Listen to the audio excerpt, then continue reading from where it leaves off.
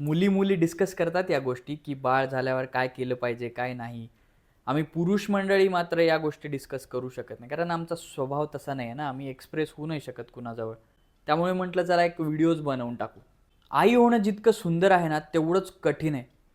तुम्हीच विचार करा, 50 दिवस तुम्ही एकाच रूममध्ये राहतायत, सेम रूटीन फॉलो करतायत, बाकी काहीच नाही. कसं वाटेल तुम्हाला? मला वाटायचं आम्ही बाळाला जन्म दिला, ती झाली आई, मी झालो बाबा. मी सगळ्या ट्रीटमेंटचे पैसे भरले, सगळ्या मेडिसिन्स तिला आणून दिल्या. 4 दिवस डिलिव्हरीनंतर सोबत राहिलो, झालं. माझं काम तर संपलं. मी निघालो माझ्या कामाला. पण तसं अजिबात नसतं यार.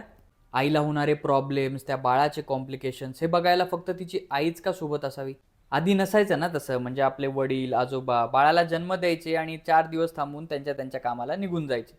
त्यामुळे आईसोबत नक्की होतं काय, हे कळालंच नाही आणि त्या गोष्टी पास ऑन सुद्धा झाल्या नाहीत. मला हे अजिबात करायचं नव्हतं. म्हणून मी माझ्या बाळाचा जन्म झाल्यावर माझ्या बायकोसोबत तिथेच तिच्या माहेरी 15 ते 20 दिवस राहिलो. मला तिथे राहिल्यावर अशा नवीन-नवीन गोष्टी कळाल्या ज्याचं मला कधीच भान नव्हतं आणि मला त्या कळायलाही नसत्या जर मी ते बघितलं नसतं तर. ते बाळ दूध पीत नाहीये, तर का पीत नाहीये? बाळाची आई जी असते ती एकटी त्यातून जात असते. 24 तास तिच्या डोक्यात एकच प्रश्न असतो, की माझं बाळ माझं दूध का पीत नाहीये? या सगळ्यातून जाताना मी एक बघितलं, की माझ्या बायकोला दुसरं काही नको होतं. हवा होता तो फक्त इमोशनल सपोर्ट. या फेजमध्ये बायका खूप इमोशनल असतात. म्हणजे दुसऱ्यांनी काही बोललं आणि त्यांना जर लागलं, तर ते लगेच डोळ्यातून पाणी येतात. त्यामुळे त्यांना माहिती असतं, की आपला नवराच आपला एक सेफ झोन आहे, की ज्याच्यासोबत आपण काही शेअर केलं तर तो जज करणार नाही. सगळं जग शांत झोपलेलं असतं आणि ती आईच असते फक्त, की डोळे जड झालेले असतात, सगळं अंग दुखत असतं, तरी उठून बसते आणि बाळासाठी जे स्ट्रगल करते त्याच्यात खरं सगळ्या आईंना सॅल्यूट आहे. ते त्यामुळेच म्हणतात ना, की आई हे एक देवाचं रूप आहे. मग तिचं हे स्ट्रगल बघून असं वाटायचं आहे, की यार तिनेच फक्त का जागायचं? बाळाचा आवाज जरी आला रात्री मी तरी उठून बसायचो.